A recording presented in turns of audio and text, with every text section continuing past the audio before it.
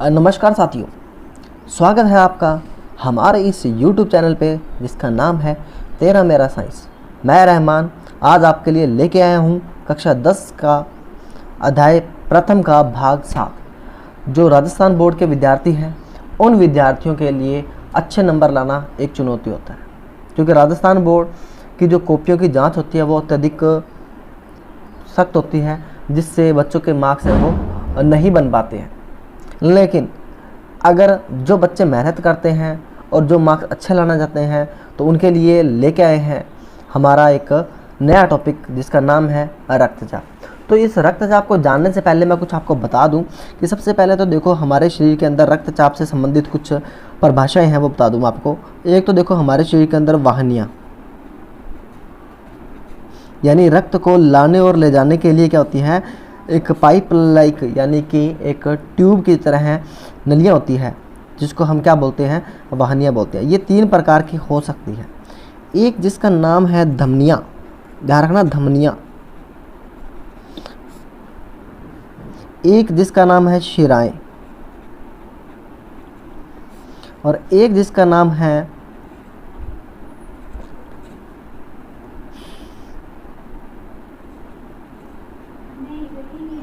वाहिनिकाएं।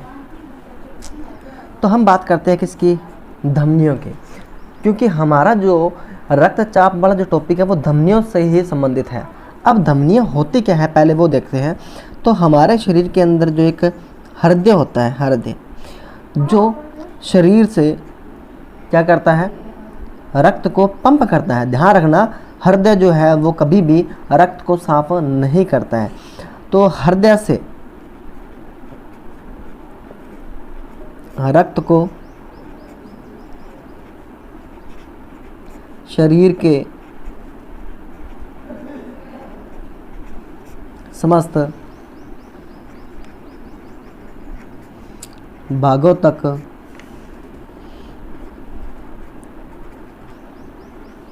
पहुंचाने वाली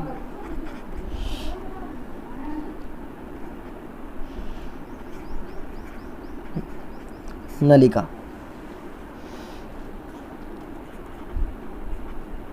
धमनी कहलाती है।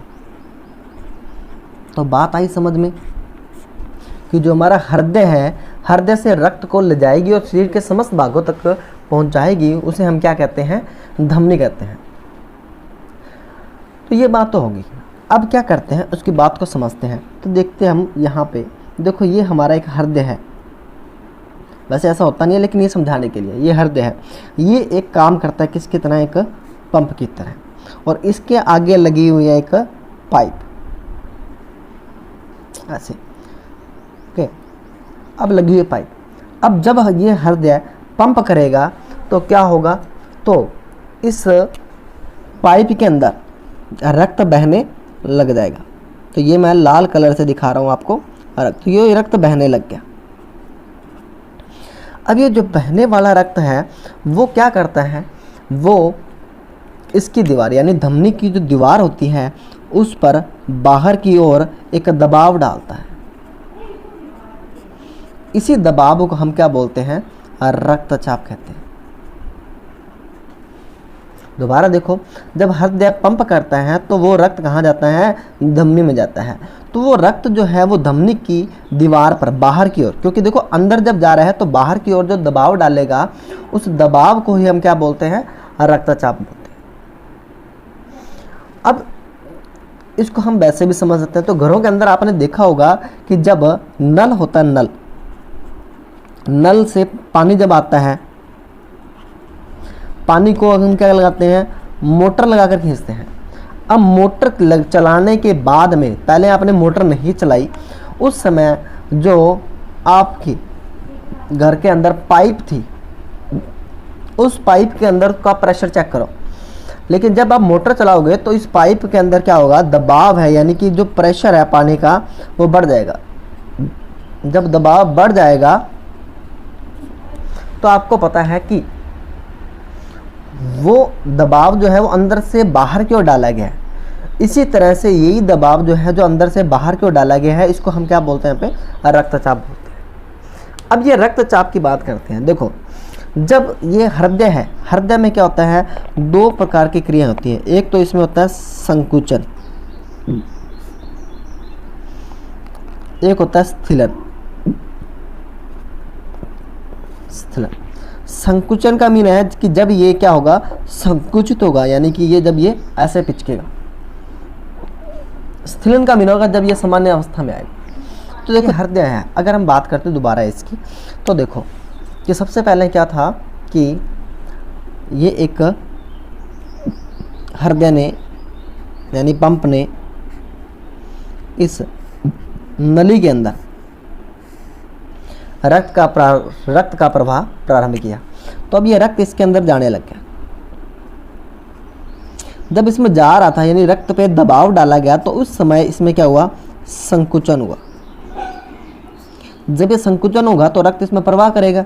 रक्त प्रवाह करेगा तो इसकी यानी कि धमनी की दीवार पर एक दबाव उत्पन्न होगा। तो जब यानी कि धमनी की दीवार पर जब दबाव उत्पन्न होगा, तब इस समय इस रक्तचाप को हम क्या बोलते हैं, यहाँ पे इसको बोला जाता है सिस्टोलिक।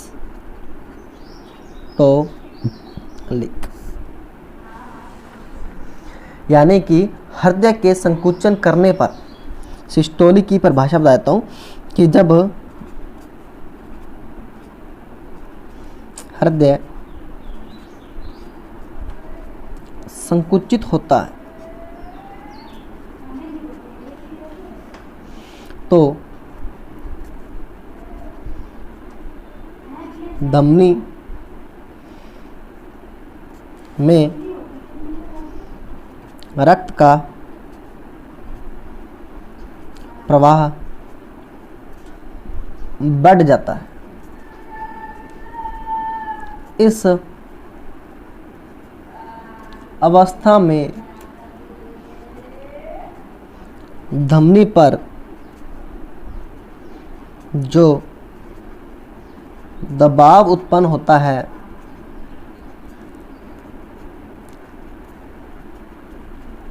उसे सिस्टोलिक के नाम से जाना जाता है। तो ये थी सिस्टोलिक के बारे में बात। लेकिन इसके विपरीत देखें तो जब ये हमारा हृदय है जो पहले संकुचित हुआ, अब इसमें क्या होगा, दोबारा स्थिलन होगा। क्या होगा, स्थिलन। यानी ये वापस सामान्य अवस्था में आ जाएगा। सामान्य अवस्था में आने पर क्या होगा, इसी तरह से ये हमारा धमनी थी, अब इसके अंदर जो रक्त है उस रक्त का दबाव क्या होगा, अब कम हो जाएगा। यानी कि अब क्या होगा, कम दबाव होगा। जब रक्त का अधिक दबाव हो तो उसको हम बोलते हैं सिस्टोलिक। यानी कि जब हृदय में क्या हो जाए, स्थिलन हो जाए, ठीक है ना। तो धमनी में रक्त का प्रवाह क्या हो जाएगा, यहाँ पे जब बढ़ जाता था लेकिन इसमें क्या हो जाएगा, कम हो जाएगा। और अब इस अवस्था में धमनी पर जो दबाव उत्पन्न होता है उसे हम डायस्टोलिक के नाम से जानते हैं। किस नाम से जानते हैं, डायस्टोलिक के नाम से जानते हैं। अब इसकी जो परिभाषा है वो आपको बता देता हूँ मैं।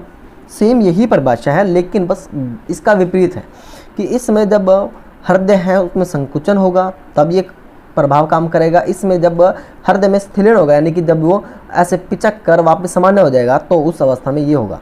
तो इसमें हृदय में जब संकुचित होता है, इसमें यहाँ पे लिखेंगे जब हृदय में स्थिलन होता है तो धमनी में रक्त का प्रवाह कम हो जाता है और इस अवस्था में धमनी पर जो दबाव उत्पन्न होता है उसे हम डायस्टोलिक के नाम से जानते हैं। अब ये सिस्टोलिक और डायस्टोलिक का क्या रोल है उसके बारे में बता देता हूँ। इसी के बेस पे हम बता सकेंगे उच्च रक्तचाप और निम्न रक्तचाप के बारे में, और कितना हमारा उच्च रक्तचाप होना चाहिए, कितना हम कम सहन कर सकते हैं उसके बारे में। क्या कभी आपने नोट किया है कि हमारा जो रक्तचाप होता है वो ऐसे लिखा आता है 120/80 ऐसे करके, या कभी भी आप ब्लड प्रेशर चेक करवाने जाओगे तो वहाँ पे आपका कभी कभी ऐसा लिखा आता है। तो ये क्या चीज़ होती है, तो इसके बारे में हम बात करते हैं। देखो ये ऊपर वाली जो वैल्यू है, ये ऊपर वाली वैल्यू, ये वैल्यू दिखाती है किसको, सिस्टोलिक को। किसको, सिस्टोलिक अवस्था को दिखाती है। यानी सिस्टोलिक अवस्था का मीन है कि जब हृदय में संकुचन होता है और धमनी में रक्त का प्रवाह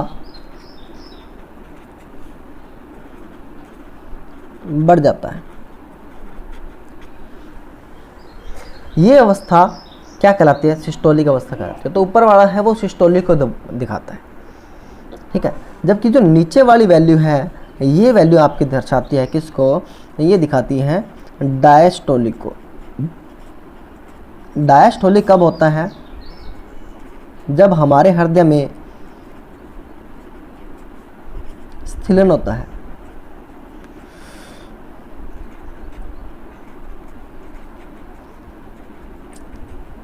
और धमनी में रक्त का प्रवाह क्या हो जाएगा? कम हो जाएगा।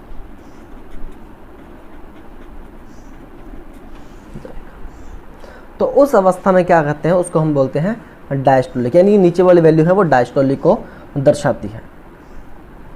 अब देखते हैं कि जो सामान्य व्यक्ति है, अगर मैं किसी बात करूं, सामान्य व्यक्ति की बात करूं, सामान्य व्यक्ति में क्या होता है कि जो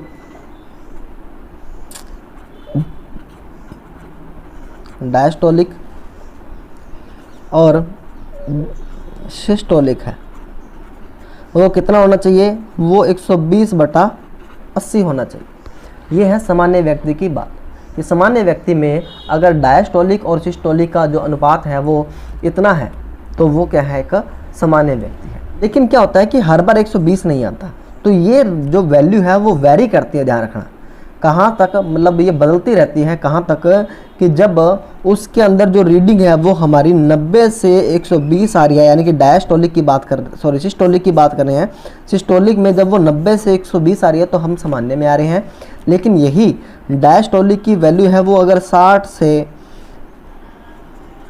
80 के बीच आ रही है तो हम क्या बोलते हैं? उसे हम सामान्य व्यक्ति मानते हैं। यानी कि ये हमारी 90 और 120 के बीच में हो सकती है और ये हमारी 60 से 80 के बीच में हो सकती है। यानी इसको लिखा कैसे जाएगा? अगर हम बात करें तो किसी व्यक्ति का, जैसे मान लो कि रक्त जो है वो 110 सिस्टोलिक गया है और 70 क्या है? डायस्टोलिक गया, तो ये सामान्य व्यक्ति बने। यहाँ पे अंतर जो है वो आना जरूरी नहीं है। कई बार क्या होता है कि हमारा ये सिस्टोलिक जो है वो 100 होता है और डायस्टोलिक वो 80 होता है, तो कोई फ़र्क नहीं पड़ने वाला। तो ध्यान रखना कि ये अवस्थाएं क्या होती हैं? ये सामान्य में ही आती हैं। अब हम बात करते हैं कि रक्त को नापने के लिए एक यंत्र होता है। उस यंत्र का सामान्य अगर बात देखें तो उसको बोलते हैं अपने रक्तचाप मापी। ऐसा यंत्र जो रक्त चाप को मापने का कार्य करता है।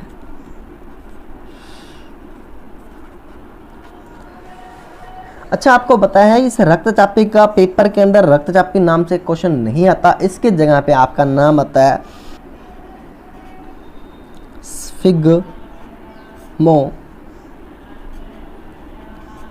मैनोमीटर। ये उस उपकरण का नाम है जिसको हम इंग्लिश में स्फिग्मोमैनोमीटर बोलते हैं और हिंदी में उसे रक्तचाप बोलते हैं। हालांकि रक्तचाप भी याद करना आसान है, लेकिन पेपर में स्फिग्मोमैनोमीटर नाम से ही आता है। अब हम देखते हैं उक्त रक्तचाप के क्या प्रभाव होते हैं, अगर और निम्न रक्तचाप के प्रभाव क्या होते हैं। लेकिन उससे पहले मैं आपको एक बहुत ही अच्छी चीज़ बता देता हूँ कि रक्तचापी जो बनाई गई थी वो रक्तचापी बनाई गई थी किसके द्वारा? स्टीफन हेल्स नाम का जो व्यक्ति था उसने लगभग 1733 के अंदर क्या किया था? घोड़ों में, ध्यान रखना सबसे इंपॉर्टेंट बात देखो, घोड़ों में रक्तचाप को नापने के लिए बनाया गया था। स्टीफन हेल्स ने 1733 में घोड़ों में रक्तचाप को नापने के लिए बनाया गया था रक्तचाप। सॉरी, ये रक्तचापी नहीं है, रक्तचाप मापी है, रक्तचाप मापी। तो अब देखते हैं उसके बाद में रक्तचाप को परिभाषित किसने किया? परिभाषित किया था कापलन ने। कापलन ने क्या किया था? फिर कापलन ने रक्तचाप को परिभाषित किया। अब हम देखते हैं निम्न रक्तचाप का क्या प्रभाव है, उच्च रक्तचाप का क्या प्रभाव है, और हमें क्या क्या नहीं खाना चाहिए और क्या क्या खाना चाहिए जब उच्च रक्तचाप हो या निम्न रक्तचाप हो। तो अगर अभी तक आपको ये वीडियो अच्छा लगा है तो इसे एक सब्सक्राइब कर दीजिए, लाइक कर दीजिए और इसे शेयर करना ना भूलें। आइए बात करते हैं निम्न रक्तचाप के प्रभाव की बात करते हैं कि निम्न रक्तचाप। अब एक तो मुझे ना ये चीज़ समझ नहीं आती कि आपको निम्न रक्तचाप के बारे में क्या है। इसका हम क्या करते हैं कि हमारा जो बीपी है यानी ब्लड प्रेशर है वो क्या हो गया? लो हो गया। तो बीपी के नाम से आप ज़्यादा समझते हो। तो हम बात करते हैं निम्न रक्तचाप के क्या प्रभाव है, ठीक है ना। तो इसमें होता क्या है कि जब जो हमारी धमनियां हैं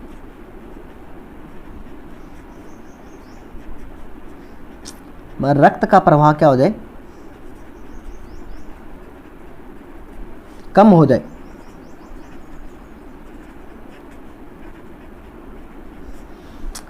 तो उस अवस्था में हम क्या बोलते हैं? निम्न रक्तचाप कहते हैं। अब इससे प्रभाव क्या होगा, ठीक है ना, यानी इसका शरीर पर क्या प्रभाव पड़ेगा। तो पहला तो देखिए कि जो हमारा मस्तिष्क है, जो हमारा हृदय है को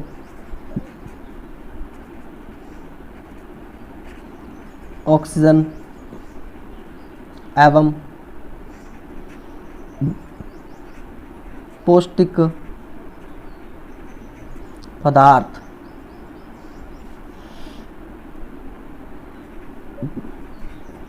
नहीं मिल पाते। अब ऑक्सीजन नहीं मिल रही है तो क्या होगा? अब क्या होगा? नहीं मिल पाते, जिससे क्या होगा? अन्य अंग सामान्य रूप से कार्य नहीं करेंगे।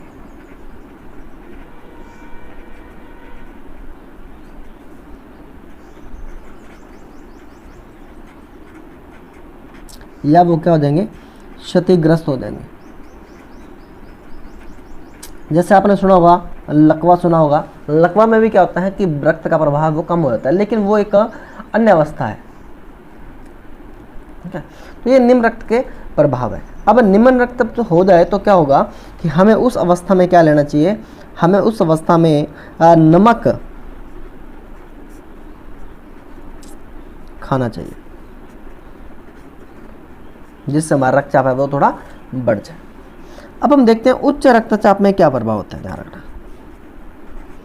पहले हम बात करते हैं उच्च रक्तचाप होता क्या है, यानी यही परिभाषा रहेगी हमारी कि जब धमनियों में रक्त का प्रवाह क्या होता है? सामान्य से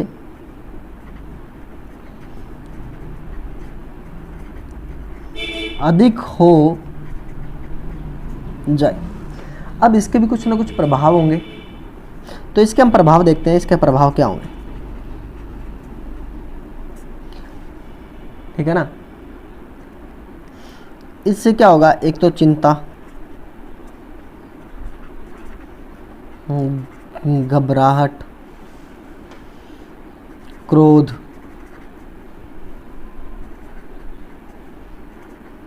बार बार खाने की इच्छा,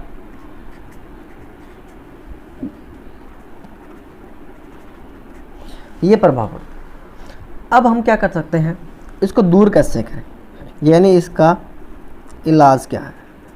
तो सबसे पहला इलाज जो है इसका, वो सभी को पता है, वो है व्यायाम। व्यायाम करें, यानी कि तेज गति से चलें। दूसरा इसका क्या हो सकता है? दूसरा हो सकता है कि जो डिब्बा बंद भोजन है उनका सेवन ना करें। तीसरी और महत्वपूर्ण बात,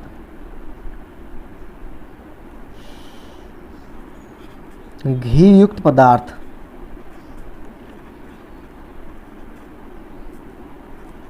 ना खाएं। फिर उसके बाद में क्या है कि जो हमारा धूम्रपान है या मदिरापान है, यानी शराब पीना है, ना करें। ये तो मैंने सारी बता दी ना करने वाली। करना क्या चाहिए भाई? तो करने के लिए बताया हूँ आपको क्या करना चाहिए, यानी कि भोजन में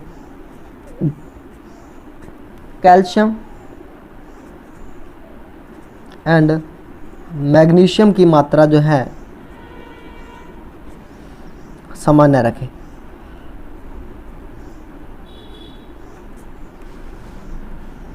दूसरा, रेशे युक्त फल खाएं।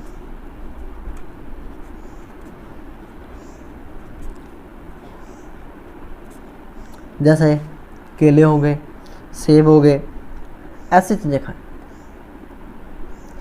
और सबसे महत्वपूर्ण बात जो है, चाय कम पिए। तो ये था रक्तचाप के बारे में, उच्च रक्तचाप के बारे में हमने पढ़ा, निम्न रक्तचाप के बारे में पढ़ा और उसके इलाज पढ़े, हमें क्या करना चाहिए और क्या नहीं करना चाहिए उसके बारे में पढ़ा।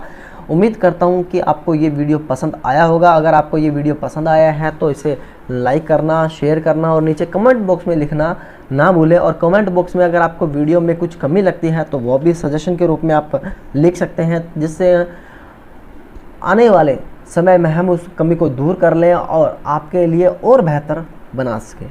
धन्यवाद।